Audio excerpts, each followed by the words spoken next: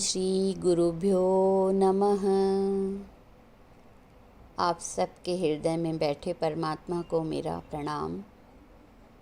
श्रीमद् भगवत गीता के संदर्भ में आज का श्लोक है दूसरे अध्याय का श्लोक नंबर 57। यह सर्वत्रानभिस्नेहस्तत्तत्र प्राप्य शुभाशुभं नाभिनन्दति न द्वेष्टि तस्य प्रज्ञा प्रतिष्ठिता। भगवान कहते हैं कि जो पुरुष सर्वत्र स्नेह रहित है और जो किसी में भी मोह नहीं रखता, शुभ और अशुभ पदार्थों के प्राप्त होने पर जो न प्रसन्न होता है न द्वेष करता है, उस पुरुष की स्थिर बुद्धि है। वह शुभ की प्राप्ति होने पर मारे खुशी के नाचने नहीं लगता, कष्ट आने पर असंतुष्ट नहीं होता।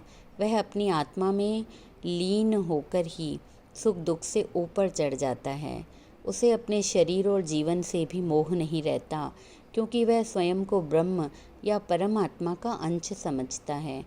वह न भला करने वाले की प्रशंसा करता है, न बुराई करने वाले की निंदा। संसार में ऐसे महात्मा हर प्रकार का व्यवहार करते रहते हैं, पर कमल के पुष्पवत निर्लिप्त होकर। ऐसे महात्मा सुखों की इच्छा भी नहीं रखते। वे सुख और दुख को शरीर का प्रारब्ध समझते हैं, जो कभी भी न्यूनाधिक नहीं होता है। राई घटे न तिल वधे, जो लिखिया करतार। वे सब ईश्वर की इच्छा ही समझते हैं, परंतु अज्ञानी जन रोते चिल्लाते हैं। ब्रह्मज्ञानी पुरुष आत्मा के आनंद के समक्ष ब्रह्मलोक और स्वर्ग के सुखों को भी तुच्छ मानते हैं। किसी धनवान के पास अपार धन संपत्ति हो, वह और की भी इच्छा करे तो कहा जाएगा ना कि उसने अपने धन का अनुभव ही नहीं किया है। आत्मा के आनंद के होते हुए जो व्यक्ति बाह्य विषयों या धन पदार्थों में से खुद सुख खोजता है, वह मूर्ख माना जाता है। ब्रह्म ज्ञानी को आशंका या भय का कोई डर नहीं होता। भयभीत तो वही होगा ना जो दूसरों को डराता हो या पाप करता हो। चोर को डर रहता है कि कहीं पकड़ा न जाऊं, परंतु जो व्यक्ति चोर न होगा वह क्यों किससे डरेगा। धर्मात्मा को तो जन्म मृत्यु का भी भय नहीं होता, और ऐसे ज्ञानी को क्रोध भी नहीं आता है, क्योंकि जिसकी वृत्ति आत्मा में मग्न रहती है वे शीतल हो जाते हैं।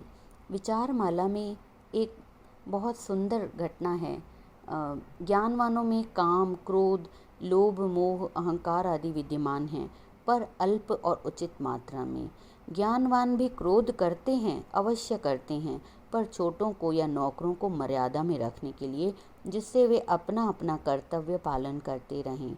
परंतु अकारण क्रोध करना बुरा है, लेकिन सांसारिक कर्तव्य पालन करने के लिए और अन्यों को अपने मातहत कार्य करने वालों को सुमार्ग पर चलाने के लिए उचित क्रोध तो नितांत आवश्यक है। द्वेषवश होकर क्रोध करना हानिकर और अनुचित है। ऐसे महात्मा अपने मन में अत्यंत विनम्र, शीतल स्वभाव वाले, निर्भय और निरभिमानी होते हैं। यही उनकी परिभाषा है, यही उन महात्माओं की विशेषता है।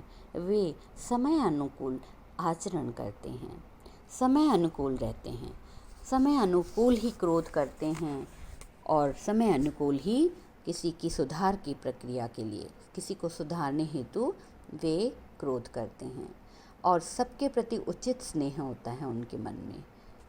ओम श्री गुरुभ्यो नमः।